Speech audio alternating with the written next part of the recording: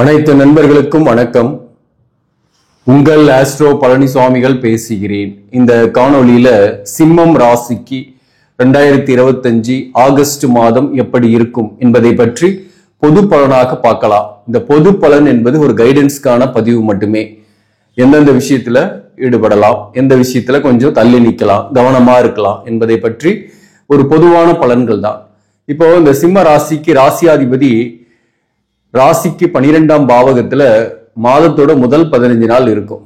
அப்போ இந்த மாதத்தை பொறுத்தவரையிலும் காலத்தின் தீர்ப்புகள் மாறுமோ என்று உங்களுக்கு என்ன தோணும்? கண்டிப்பா அந்த அளவுக்கு கஷ்டங்கள், இந்த அஷ்டமத்து சனி அந்த அளவுக்கு உங்களுக்கு பாதிப்பை கொடுத்தது. குறிப்பா நான் அந்த சனி வக்கர பலன்கள் கூட சொல்லியிருப்பேன். அதாவது எதிர்பாலினர் உறவுகள், வாழ்க்கை துணைவருடைய உறவுகள், இதுலதான் நிறைய சிக்கல்கள், சில பிரிவுகள், சில பேருக்கு கருத்து வேறுபாடுகளோட ஒரே வீட்டில இருந்து கூட தனித்தனியா இருக்கக்கூடிய சூழ்நிலைகள். இப்படி இந்த சிம்மம் ராசிக்கு இந்த சனி 8ஆம் இடத்துக்கு வந்ததுனால, அதாவது ஏதோ ஒரு வகையில தொழில் காரணமாக கூட பிரிந்து இருக்கக்கூடிய சூழ்நிலை, மன வருத்தங்கள், ரிலேஷன்ஷிப்ல இருக்கக்கூடியவங்களுக்கு கூட பிரிவுகள் இருக்கும். அந்த பிரிவுகள் தீருமா? விலகி போன உறவுகள் வருவார்களா என்பதற்கான பதில் இந்த பதிவுல உண்டு. அதே போல இந்த முதல் பகுதியில உங்களுக்கு அந்த விலகி போனவர்கள் வரக்கூடிய வாய்ப்பு இல்லை. அதாவது கரையை தேடும் கப்பல் மாதிரி உங்க வாழ்க்கையில இப்போ ஏதாவது ஒரு சப்போர்ட் கிடைக்குமா அப்படின்னு தேடக்கூடிய சூழ்நிலையில தான் இருப்பீங்க. இந்த ஆகஸ்ட் 15ஆம் தேதி வரை ராசிக்கு 12ஆம் பாவகத்துல சூரியன் இருந்து தனிமையை தரும். உடல்நலத்துல சின்ன சின்ன தொந்தரவுகள், பாதிப்புகள் வரும். உடல்நல விஷயத்துல கவனம் செலுத்திங்க. ஒரு சிலருக்கு நீண்ட தூர பயணங்கள் ஏற்படும். சிலருக்கு முயற்சியோட வெற்றியோட எட்ஜில போய் நிற்கும், அது சக்சஸ் ஆகாம. அதே போல சில பேருக்கு பண விரயமாகும், சில பேருக்கு உழைப்பு விரயமாகும். ஒர்க் பண்ற இடத்துல கூட ஹார்ட் ஒர்க் பண்ற மாதிரி இருக்கும், வேலை பார்த்துக்கிட்டே இருப்பீங்க. அதனாலேயே தூக்கமின்மை, ஒரு தனிமையா இருக்கக்கூடிய சூழ்நிலைகள் இருக்கும். அதாவது குடும்பத்தோடு கூட கான்சென்ட்ரேட் பண்ண முடியாம அல்லது குடும்பத்தோடு இருக்க முடியாம வேலையில அதிக கூடுதல் கவனம் செலுத்தக்கூடிய காலகட்டம். இந்த சனி 8ஆம் இடத்துல இருந்து வக்கரமானதுனால சில பேருக்கு இடமாற்றங்கள்லாம் ஏற்படும். வேலையில இடமாற்றமோ அல்லது வேலை மாற்றமோ கூட சில பேருக்கு ஏற்படக்கூடிய வாய்ப்பு இந்த காலகட்டத்தில் உண்டு. புதிய வாய்ப்புக்கு தேடக்கூடியவர்களுக்கு உங்க ஜாதகத்துல சனி வக்கரமாக இருந்தாக புதிய வாய்ப்பு ஈஸியா கிடைச்சிரும், பிரச்சனை கிடையாது. உங்க ஜாதகத்துல சனி வக்கரம் ஆகல, நேர் வலுவோடு தான் இருக்கு, அதுவும் ஸ்தானபலம் இல்லாம இருக்குன்னாக நீங்க கண்டிப்பாக புதிய வாய்ப்புகளுக்காக முயற்சி செய்தோ தடங்கல்கள் இருக்கும், தடைகள் இருக்கும். அப்போ நீங்க கொஞ்சம் பொறுமையா இருக்கணும். இந்த 3 மாசம் பொறுமையா இருக்கணும். உங்க ஜாதகத்துல சனி வக்கரமாகாதவங்க வேலை பார்க்கக்கூடிய இடத்துலயே இருந்துகிட்டு இருக்கிறது தான் நல்லது. இப்போதைக்கு வேலையை விடாம இருக்கிற இடத்துலயே இருக்கணும். அதே உங்க ஜாதகத்துல சனி வக்கரமாக இருக்குன்னாக நீங்க ஆட்டோமேட்டிக்காவே உங்களுக்கு இருக்கிற இடத்துலயே கூட ஒரு புதிய பொறுப்பு அல்லது டிபார்ட்மெண்ட் சேஞ்சு அல்லது ப்ராஜெக்ட் சேஞ்சு, இப்படி ஏதாவது ஒண்ணு கூட வரும். சில பேருக்கு வெளியில கூட வேலை மாற்றம் ஏற்படக்கூடிய வாய்ப்பும் உண்டு. அது பாசிட்டிவாவே இருக்கும், பிரச்சனை கிடையாது. இந்த காலத்தின் தீர்ப்பு ஓரளவுக்கு மாறும். அதாவது கடுமையான கஷ்டம் சில பேருக்குலாம் இல்லாம இருக்கும். இந்த காலகட்டத்துல இந்த வக்கரமானதுனால அஷ்டமத்து சனியோட பாதிப்பு என்பது கொஞ்சம் குறைவுதான். அந்த வகையில பெரிய அளவுக்கு மைனஸ் கிடையாது. பிளஸ் பாயிண்ட்னு பார்த்தாக்க ராசிக்கு 11ஆம் பாவகத்துல குரு சுக்கிரன் சேர்க்கை, 12ஆம் பாவகத்துல புதன் சூரியன் மாதத்தோட முதல் பகுதியில வாழ்க்கை ஜீவன அமைப்புகளுக்கு தேவையான பண வரவுலாம் இருக்கதா செய்யும். ஆனா கொஞ்சம் பணம் எக்ஸ்ட்ரா விரயமாகும், வருமானம் வரும், செலவும் ஆகும். 11ஆம் பாவகத்துல 5க்குரியவன் இருந்து 5ஆம் இடத்தை பாக்குறதுனால புத்தியால் எல்லாத்தையுமே சாதிப்பீங்க. 10க்குரியவன் தொழில்காரகன் சுக்கிரனோட 5ஆம் அதிபதியாக வரக்கூடிய குரு சேர்றது உங்களுக்கு தொழில்ல, சப்போஸ் உங்க ஜாதகப்படி ஒரு சனி வக்கரமா இருக்கு அல்லது ஒரு நல்ல தசாபுக்தி நடக்குதுன்னா தொழில்ல ஒரு புதிய மாற்றங்கள் ஏற்படும். அந்த மாற்றம் உங்களுக்கு ஒரு ஏற்றத்தை தரும். சில பேருக்கு பதவி உயர்வு அல்லது ஊதிய உயர்வு கிடைக்கக்கூடிய வாய்ப்பு உண்டு. குறிப்பா அரசு பணியில இருக்கீங்க அல்லது ஒரு பெரிய நிறுவனத்துல வேலை பார்க்கறீங்கன்னா, நீங்க ப்ரொமோஷனுக்காக எதிர்பார்க்கறீங்க, ஒரு ரெகக்னிஷனுக்காக எதிர்பார்க்கறீங்கன்னா இந்த நேரத்துல அது வாய்ப்பு இருக்கு. இந்த 11ஆம் பாவகத்துல உங்களுக்கு குரு சுக்கிரன் சேர்க்கை இருக்கனால பிள்ளைகள் வகையில மகிழ்ச்சி, புத்திரபாக்கியம் நீண்ட காலமாக இல்லாதவர்களுக்கு புத்திரபாக்கியம் கிடைக்கக்கூடிய வாய்ப்புகள் அந்த காலகட்டத்தில் உண்டு. அதே போல உங்களுக்கு பிள்ளைகளுக்கு வரன் பாக்குறீங்க, உங்க பிள்ளைங்களுக்கு வேலை கிடைக்கிறது, இந்த மாதிரி நல்ல விஷயம் உங்க பிள்ளைகள் வகையில மகிழ்ச்சியை ஏற்படுத்தும். சில பேருக்கு மறுமணத்திற்காக வரன் பாக்குறீங்கன்னாக மறுமணத்திற்கான வரன் அமையக்கூடிய வாய்ப்புகள் உண்டு. அதே போல திருமணத்திற்கான வரன் கூட அமையும், ஆனா மாதத்தோட பிற்பகுதியில. அதாவது ராசியாதிபதியாக வரக்கூடிய சூரியன் மாதத்தோட பிற்பகுதியில, அதாவது 16ஆம் தேதியிலிருந்து உங்க ராசியிலேயே ஆட்சி பெறாரு. அப்போ வந்து பாத்தீங்கன்னாக்க எதையும் தைரியமாகவும் தன்னம்பிக்கையோடையும் இறங்கி செயல்படுத்துவீங்க. செயல்படுத்துற காரியமும் வெற்றி ஆகும். இப்போ வேலை தேடுறீங்க, முதல் பகுதியில வேலை சரியா அமையல அல்லது கிடைக்கல, இழுபறியா இருக்குன்னா மாதத்தோட பிற்பகுதியில வேலை கிடைச்சிரும். வரன் தேடுறீங்கன்னா வரன் அமையக்கூடிய வாய்ப்பு உண்டு. ஏன்னா 11ஆம் பாவகத்துல இந்த குரு சுக்கிரன் சேர்க்கையினால் உங்க அபிலாஷைகள் நிறைவேறும். நண்பர்களால இருந்து வந்த கருத்து வேறுபாடுகள் சில பேருக்கு மறையும். உங்களை விட்டு போன சில நண்பர்கள் உங்களோடு கூட்டணி வைக்க வரக்கூடிய வாய்ப்புகள் உண்டு. மேலும் இந்த செவ்வாய் வந்து 9ஆம் அதிபதி உங்க ராசிக்கு 2ஆம் பாவகத்தில் இருக்கும். உங்க ராசிக்கு 2ஆம் பாவகத்தில் இருக்கக்கூடிய செவ்வாய்க்கு சனி பார்வை இருக்கும். 8ல இருக்கக்கூடிய சனியோட பார்வை, அதே போல 8ஆம் இடத்துல இருக்கக்கூடிய சனிக்கு செவ்வாயோட பார்வை. இப்ப வண்டி வாகனங்கள்ல போகும்போது கவனமா இருங்க. வார்த்தைகளை விட்டுடாதீங்க. குடும்ப வாழ்க்கையில கணவன் மனைவி உறவு நிலையில நீங்க ஏதாவது தவறி கூட வார்த்தை விட்டுட்டீங்கன்னா அது மேலும் சில சிக்கல்களை ஏற்படுத்தும். அதே போல வாக்கு கொடுத்துடாதீங்க, இதை நான் செஞ்சு தரேன் அப்படின்னாலையும் அந்த வாக்கு காப்பாற்ற முடியாது. கோபம் டென்ஷனை தவிர்த்தணும். சூரியனும் ஆட்சி பெறதுனால மாதத்தோட பிற்பகுதியில எதிலையும் ஒரு நேர்மையான கோபம் இருக்கும். சிம்மராசியை பொறுத்தவரையிலும் எதுலையும் ஒரு ரூல்ஸ் அண்ட் ரெகுலேஷனை ஃபாலோ பண்ணணும்னு நினைக்கக்கூடியவர்கள். இந்த நேரத்துல ஒரு கடுமையான கோபத்தை காட்ட தேவையில்லை. அதே போல கொஞ்சம் பிளெக்சிபிளா போயிட்டீங்கன்னாக்க இந்த நேரத்துல நிச்சயமாக உங்களுக்கு பெரிய பிரச்சனைகள் இல்லை. வேலை பார்க்கக்கூடிய இடத்துல கூட மேலதிகாரிங்க கிட்ட அவங்களுக்கே போய் நீங்க அட்வைஸ் பண்ணீங்கன்னு வச்சுங்க, அவங்களால உங்களுக்கு சில சிக்கல்கள் வரும். அதாவது மேலதிகாரிகளுக்கே புத்திமதி சொல்லக்கூடிய அளவுக்கு உங்களுக்கு நாலேஜ் இருக்கும், அந்த அளவுக்கு ஒர்க் எக்ஸ்பீரியன்ஸ் இருக்கும். ஆனாலும் மேலதிகாரிங்க கிட்ட போயிட்டு கொஞ்சம் சில விஷயங்கள் நம்ம ஃப்ரீயா பேசுறோம்னு வச்சுங்களேன், அதுவே உங்களை தவறாக எண்ணக்கூடிய வாய்ப்புகள்லாம் ஏற்படுத்திடும். அதனால ஒர்க் பண்ற இடத்துல மேலதிகாரிங்க கிட்ட பகச்சிக்காம இருக்கணும், வாக்குவாதம் செய்யாம இருக்கணும். அதுதான் ரொம்ப ரொம்ப முக்கியம். இடமாற்றம் வரும். இடமாற்றத்தால் நன்மைகள் உண்டு சில பேருக்கெல்லாம். வீடு மாற்றம் சில பேருக்கு ஏற்படும். உங்களுடைய தன்னம்பிக்கை மாதத்தோட பிற்பகுதியில கூடும். உங்களுடைய பிரச்சனைகளுக்கு தீர்வுகளும் மாதத்தோட பிற்பகுதியில கிடைக்கக்கூடிய வாய்ப்பு உண்டு. அந்த எதிர்பாலினர் உறவில் இருந்த பிரச்சனை, பிரிந்து போனவர்கள், விலகி போனவர்கள் உங்களை தேடி வரக்கூடிய வாய்ப்பு உண்டு. அதாவது உங்க ஜாதகத்தின்படி தோஷங்கள் இல்லை, இருதாரம் ஏற்படக்கூடிய வாய்ப்புகள் இல்லை.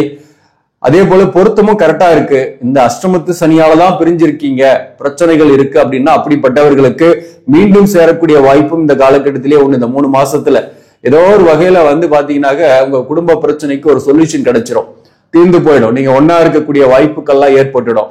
ஆனா பிரச்சனை இருக்கிறவர்களுக்கு என்னதான் ஆகும்? இருதாரம் என் ஜாதகத்துல இருக்கு, நடக்கக்கூடிய தசாபுக்தி சரியில்லை, சனி என்னுடைய ஜாதகத்துல வக்கரமும் ஆகல அப்படின்னாக்க நீங்க பொறுமையா தான் இருக்கணும். இந்த நேரத்துல வழக்குக்கு போகக்கூடாது. இந்த நேரத்துல வந்து பிரச்சனைக்கு போனீங்கன்னா அது பிரச்சனைன்னு போய்கிட்டே இருக்கும். அப்படிப்பட்டவர்களுக்கு பொறுமையா இருந்தீங்கன்னாக்க உங்களுக்கும் அந்த சனி வக்ர நிவர்த்தி ஆகக்கூடிய காலகட்டத்திற்கு பிறகு உங்களுக்கு ஒரு சொல்யூஷன் கிடைக்கும். அதாவது மேக்சிமம் பாத்தீங்கன்னாக்க இந்த தாரதோஷமோ கலஸ்திர தோஷமோ இருந்து பொருத்தமோ சரியில்லைனாக்க அவங்களுக்கு 2ஆம் தாரம் ஏற்படுது. அவங்க ஆல்ரெடி வழக்குல இருக்கீங்கன்னா அந்த வழக்குகளில் தீர்ப்புகள் வேணா அந்த மாதத்தோட பிற்பகுதியில கிடைக்கும்.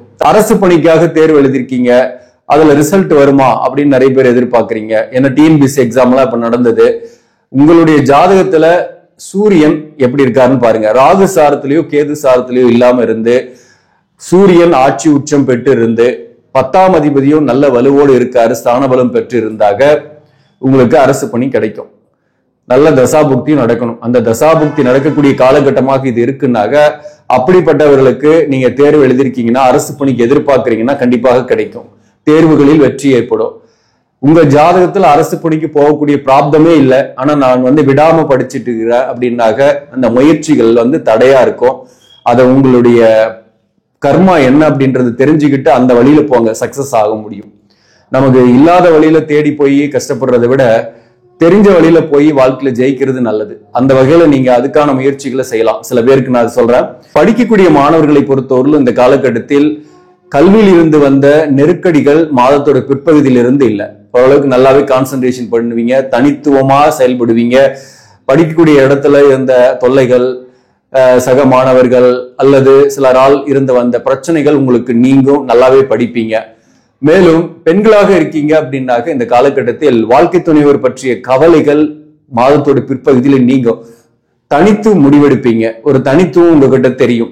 எதுலையுமே ஒரு தன்னம்பிக்கையோடு செயல்படுவீங்க. அதன் மூலம் மாதத்தோட பிற்பகுதிகள் உங்களுக்கு மேக்சிமம் வாழ்க்கை துணைவர் பற்றிய கவலை அல்லது அவரால் வந்த பிரச்சனைகள் முடிவுக்கு வரும். 10ஆம் அதிபதியாக வரக்கூடிய சுக்கிரன் 11ஆம் பாவகத்துல, ஸோ பிசினஸ் பண்ணக்கூடியவர்களுக்கு லாபங்கள் வரும், எதிர்பார்த்த லாபம் வரும், புதிய ஒப்பந்தங்கள் சைன் ஆகும், அதன் மூலம் முன்னேற்றங்கள் உண்டு. ஏன்னா 3 சுக்கிரன் தான். அப்போ 11ஆம் பாவகத்தில் இருக்கும்போது புதிய ஒப்பந்தத்தால் லாபங்கள் வரும். கன்ஸ்ட்ரக்ஷன் ஸ்டார்ட் பண்றீங்க, வீடு கட்ட ஆரம்பிக்கிறீங்க அப்படின்னா நீங்க தாராளமா செய்யலாம். அதற்கான வாய்ப்புகள் சில பேருக்கு உண்டு. அதே போல சில பேருக்கு பாத்தீங்கன்னாக்க குலதெய்வ கோயிலுக்கு போயிட்டு வரக்கூடிய சூழ்நிலைகள் இந்த காலகட்டத்தில் உண்டு. குலதெய்வ அருளும் கிடைக்கும்.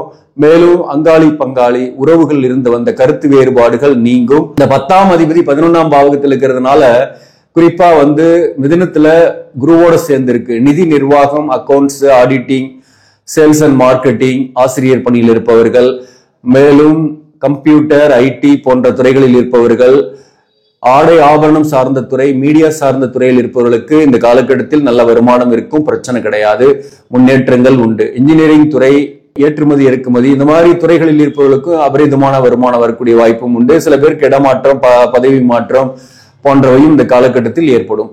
மொத்தத்துல இந்த மாதம் உங்களுடைய விதியின் கணக்குகள் மாறும், காலதேவன் எழுதிய தீர்ப்புகள் மாறும் என்றே சொல்லலாம்.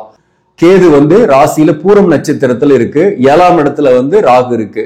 இது பாதிப்பு கொடுக்குமானா கொஞ்சம் பாதிப்பு கொடுக்கும், அதாவது மன அழுத்தம் இருக்கும். உத்திரம் நட்சத்திரத்தை விட்டு பூரம் நட்சத்திரத்துல கேது இருக்கிறதுனால பூரம் நட்சத்திரத்தில் பிறந்தவர்களுக்கு ஒரு மன அழுத்தம் இருக்கும், பணம் விரயமாகும், உடல்நல விஷயத்துல கொஞ்சம் கவனம் செலுத்திங்க.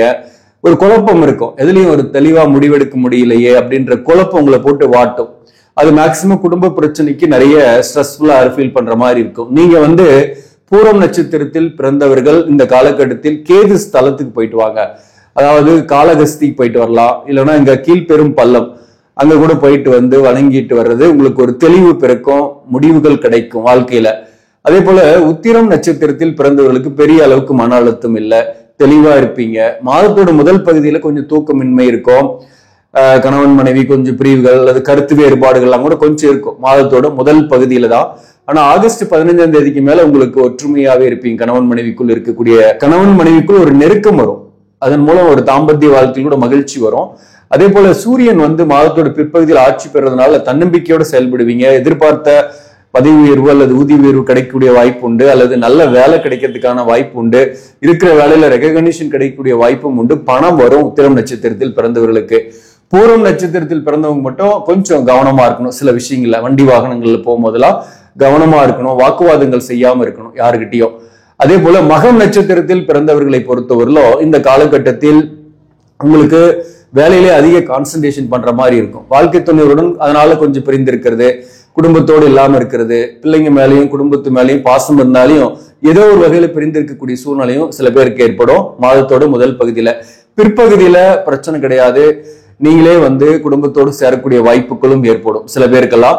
அதே போல மகம் நட்சத்திரத்தில் பிறந்தவர்களுக்கு பொறுத்தவரையிலும் இந்த காலகட்டத்தை பொறுத்தவரையிலும் பணம் விரயமாகும், பண விஷயத்துல விரயமாகும், கடனுடைய அழுத்தங்கள் கொஞ்சம் ஏற்படக்கூடிய வாய்ப்பு உண்டு. மகம் நட்சத்திரத்தில் பிறந்தவர்களுக்கும் சில பிரச்சனைகளுக்கு முடிவு கிடைக்கும், லாபங்கள் வரும், வேலை விஷயமா நன்மைகள் உண்டு, பதவி மாற்றம், ஊதிய மாற்றம் ஏற்படக்கூடிய வாய்ப்புகள் உண்டு. சில பேருக்கு வீடு மாற்றம் ஏற்படக்கூடிய வாய்ப்பு உண்டு. சில பேர் கன்ஸ்ட்ரக்ஷன் ஸ்டார்ட் பண்ணக்கூடிய வாய்ப்பு, வீடு கட்டுறது, வீடு வாங்குறது அல்லது வாகனம் வாங்குறது போன்றவை ஏற்படக்கூடிய வாய்ப்பும் இந்த காலகட்டத்தில் உண்டு. பொதுவாகவே உங்களுக்கு எதிர்ப்பாளினரால் இருந்து வந்த சில பிரச்சனைகளுக்கு முடிவுகளும் இந்த காலகட்டத்தில் கிடைக்கும். குறிப்பா இந்த சனி வக்கரமானதுனால அஷ்டமத்து சனியோட பாதிப்பு என்பது சற்று குறைவாக தான் இருக்கும். மேலும் இந்த மாதத்தை பொறுத்தவரை நீங்கள் வழிபட வேண்டிய தெய்வம் எது? 3 நட்சத்திரத்தில் பிறந்தவர்களுக்குமே சொல்றேன். உத்திரம் நட்சத்திரம், பூரம் நட்சத்திரம், மகம் நட்சத்திரத்தில் பிறந்தவர்களுமே நீங்க சக்கரத்தாழ்வார் வழிபாடு செய்யுங்கள், நன்மைகள் ஏற்படுத்தும். கும்பகோணத்துல சக்கரபாணி ஆலயம், அங்க போயிட்டு சக்கரத்தாழ்வார் வழிபாடு, படுத்திருக்கக்கூடிய ரங்கநாதர் வழிபாடு செஞ்சுட்டு வாங்க. போக முடியாதவங்க வீட்லயே படுத்திருக்க ரங்கநாதர் போட்டோவோ அல்லது சக்கரத்தாழ்வார் போட்டோவோ வச்சு வெள்ளிக்கிழமையில நீங்க மல்லிகை பூ சூடி அதற்கு கற்பூர ஊதுபத்தி காட்டி வழிபாடு செய்யுங்க. சுக்கிர காயத்ரி மந்திரம் சொல்லி வழிபாடு செய்யுங்க, நன்மைகள் ஏற்படும். ஆக நண்பர்களே, இந்த பதிவு உங்களுக்கு பிடிச்சிருந்தாக லைக் பண்ணுங்க, இதை மற்றவர்களுக்கும் ஷேர் பண்ணுங்க. இன்னும் நம்ம சேனலை சப்ஸ்கிரைப் பண்ணாம பாக்குறவங்க சப்ஸ்கிரைப் பண்ணி கண்டினியூ பண்ணுங்க. இதன் மூலம் உங்களுக்கு ஒரு சரியான ஜோதிட தகவல்களும் ஆன்மீக தகவல்களும் கிடைக்கும். நன்றி, வணக்கம்.